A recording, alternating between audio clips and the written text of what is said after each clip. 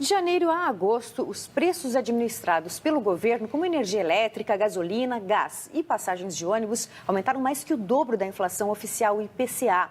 O reajuste das tarifas pesa no orçamento das famílias, que têm 25% da renda comprometida com essas despesas.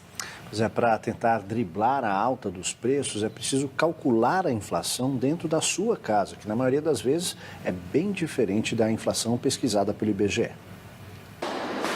Na casa da família Marques, as contas com escola, convênio médico, vestuário e alimentação são altas. E os reajustes anuais encarecem ainda mais o custo de vida. Os convênios não param de subir, a alimentação não para de subir, a escola principalmente todo ano aumenta muito a inflação, os reajustes e os nossos salários são mensais. E ele não acompanha a inflação e esses custos. O que acontece na casa do Osmar é o que os economistas chamam de inflação pessoal. As pessoas às vezes falam, nossa, eu conseguia comprar mais coisas no passado do que hoje. Realmente, porque o salário geralmente não acompanha a sua inflação pessoal. Então, se sua inflação pessoal, quanto seu custo de vida sobe num ano, for, por exemplo, 10%, dificilmente o seu salário vai ser corrigido em 10%. O índice usado pelo governo para medir a inflação é o IPCA, o Índice de Preços ao Consumidor Amplo. Todo mês, o IBGE monitora a variação de preços de uma cesta com mais de 400 produtos e serviços, como alimentos, planos de saúde, educação e transporte. Nos últimos 12 meses, o IPCA acumula alta de 4,19%. Mas em boa parte das casas brasileiras, a sensação é que a alta dos preços é muito maior do que indica a inflação oficial. Essa diferença se dá porque cada pessoa tem sua própria cesta de produtos. Por exemplo, quem tem carro sofre mais com o reajuste do combustível e não é afetado diretamente com o aumento do transporte público. E quem não abre mão do tradicional arroz com feijão paga mais em época de colheita ruim. Ou seja, o consumo é muito particular.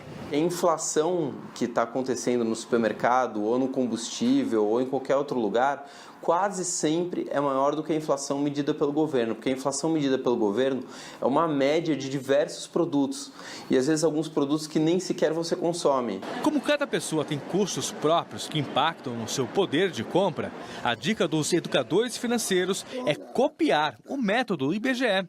Anote todos os gastos e repita isso todo mês. Você vai fazer a famosa conta de padaria, né? Que é anotar no papel todos os gastos, ou no mínimo os principais gastos, aqueles que mais consomem o seu orçamento, e fazer ali uma verificação mensal de quanto está subindo aquele custo. Para você saber em um mês, em 6 meses, em 12 meses, o quanto o seu custo de vida está aumentando. Perfeito.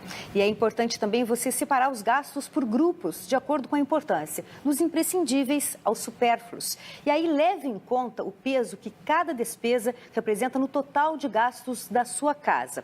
Por exemplo, uma família com renda mensal de R$5.000 que gasta R$500 com plano de saúde. O peso deste item na inflação desta família é de 10%.